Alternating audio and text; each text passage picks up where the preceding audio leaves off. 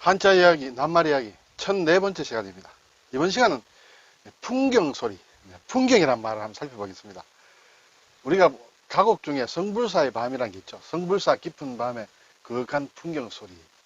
저는 개인적으로 풍경이라고 하면 여름이 생각이 난다. 여름과 더 어울린다. 특히 바람 한 점 없는 더운 날에 이렇게 바람이 살살 불어서 풍경 소리가 나면 상당히 위안이 된다. 그런 걸 느낍니다만 여러분 어떻신지 모르겠습니다. 그래서 이 여름이 돼서 제가 풍경이 생각나서 풍경이라는 낱말을 한번 살펴보겠습니다. 네, 여기 보면 우리나라에서 흔히 볼 수 있는 것이죠. 궁궐이나 사찰에 가게 되면 이렇게 풍경이 처마 끝에 매달려 있습니다. 요즘은 일반적으로 아파트 생활을 많이 해서 풍경을 매단 집이 별로 없죠. 네. 이런 데 가야 느낄 수 있는데 오늘 그 마음속으로라도 풍경 소리를 한번 들어봤으면 하는 그런 생각입니다. 한자로 풍경은 바람풍입니다. 역시 바람이 불어서 이렇게 소리가 나는 것이다. 그렇죠? 근데 경이 문제다. 경은 경쇠라고 한다. 네.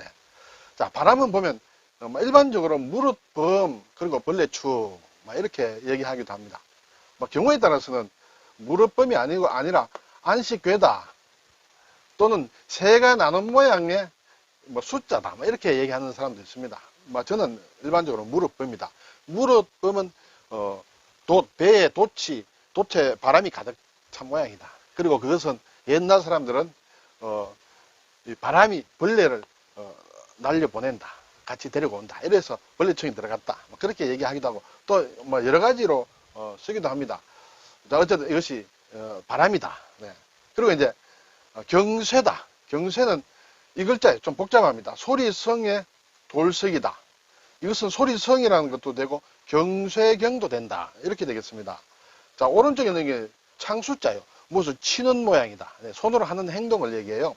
그리고 왼쪽은 좀 모양이 복잡합니다만 이것은 어떤 경쇠, 돌로 만든 석경이라 할까요? 우리가 뒤에 나옵니다만 편경이라는 게 있습니다. 악기 중에 우리나라 악기 중에 이런 편경이 있죠. 여기 이제 매 달아서 여기 막대기로 때려서 소리를 내는 악기 하나인데 이러한 모양이다. 왼쪽은 이렇게 보기도 합니다. 그럼 일단 경쇠란 무엇인가 보면 판수가 경을 읽을 때 흔드는 작은 방울이다. 네, 판수는 앞을 보지 못하는 점을 치는 사람을 일반적으로 판수라고 하죠.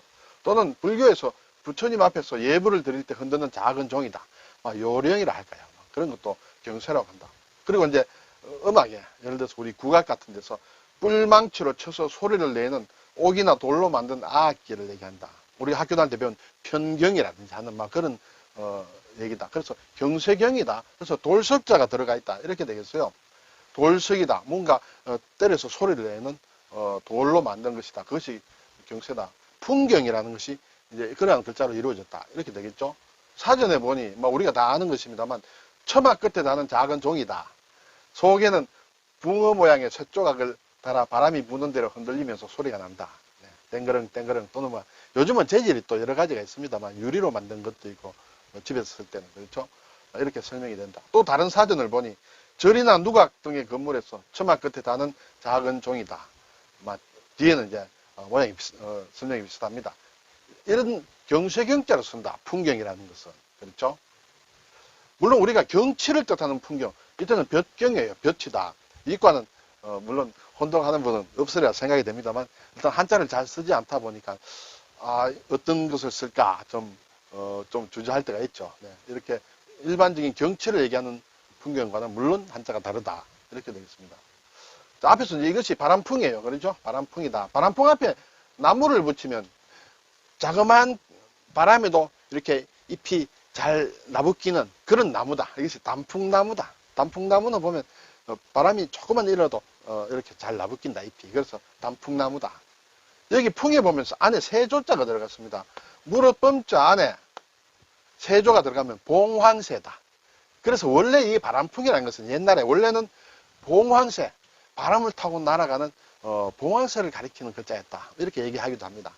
봉과 황에는 여기 안에다가 또 임금황을 넣습니다. 네, 봉황 그렇죠. 봉황은 물론 전설 속의 새인데 수컷이 봉이고 암컷이 황이다. 이렇게 되겠습니다. 자, 여기 이제 경쇠경자 보면 우리가 닮은 글자 중에 귀자를 여기에 넣으면 소리성자가 됩니다. 이 글자 자체로도 소리성이다 또는 경세경이다 이렇게 되는데 귀자를 넣으면 확실히 소리성이다. 돌석자를 넣으면 경세경이다 이렇게 되겠죠. 네. 그리고 이제 이 경자, 경세경과 관련해서 우리가 아는 편경이라는 게 있습니다. 편은 이렇게 무엇을 짠다는 것이에요. 짜 맞춘다. 우리가 편물을 한다. 편집을 한다 할 때 쓰는 편이에요. 경세를 이렇게 짜 맞추어서 이렇게 악기로 만들었다. 그렇게 되겠죠. 악기의 하나로 두 층의 거리가 있는 틀에 한 층마다 두께에 따라 서로 다른 8개씩의 경세를 메어 달고 치는 타악기다. 이 두께가 조금씩 달라서 소리가 이제 음정이 좀 다르다 이렇게 볼 수 있겠죠. 그것이 편경이다. 네, 이런 것이 편경이에요. 그렇죠? 네, 여기 돌로 된 이렇게 된 모양의 돌로 된 것인데 경세를 달아서 친다. 그렇죠? 이것이 편경이다. 기본적으로는 2층을 해서 8개씩 달았는데 경우에 따라서는 하나만 단 것이 있습니다. 이것이 특경이다. 특경. 이것은 이제 음악이 끝날 때 한번 땡 치는 모양이에요. 이런 것이 있다. 이때도 경세경을 쓴다. 편경과 또 같이 짝을 이루는 게 편종이 있습니다. 그렇죠? 종으로서 이렇게 또 편경의 역할을 하는 편경과 편종이다. 네. 이런 게 요즘 쓰지 않습니다만 삼각경이다. 네. 조선시대 서양 악기 트라이앵글은 삼각형으로 이렇게 돼 있죠. 트라이앵글을 한자로 번역한 것이 삼각경이다. 네. 예전에는 그렇게 쳤다. 이렇게 되겠습니다. 풍경은 풍령이라고 합니다. 영은 이제 방울이다. 네, 방울처럼 이렇게 만들기 때문에 풍경을 풍령이라고 한다. 뭐 우리는 풍령이라고는 잘 쓰지 않습니다만 일본 사람들은 풍경이란 말보다 풍령, 후링이라고 하는데 풍령이란 말을 더 많이 쓴다. 같은 것을 나타내는 것이다. 이렇게 되겠습니다. 자, 이제 앞으로 들어와서 성불사 깊은 밤의 그윽한 풍경 소리. 이것은 이제 노산 이현상 선생이 작사를 했죠. 보니까 1931년, 네, 지금부터 한 90년 전이네요. 8월 19일 날에 성불사를 찾은 모양이에요. 한여름이다. 역시 풍경은 여름과 어울린다는 제 생각과 좀 합치해서 기분이 좋았습니다. 어쨌든 성불사는 이 황해도 사리원에 있는 정방산에 있는 절인데 통일신라의 성녀 도선이 창건한 사찰이다. 한 800년대 중반에 세웠지 않느냐 이렇게 되겠습니다. 성불사 그렇죠? 황해도 사리원 쪽에 있더라. 혹시 자칫 생각하면 장안사가 금강산에 있고 성불사도 금강산에 있는가 생각이 쉬운데 그렇지 않다 이렇게 되겠습니다.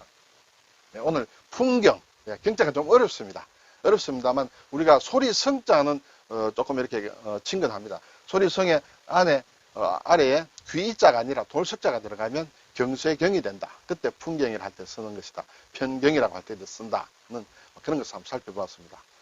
감사합니다.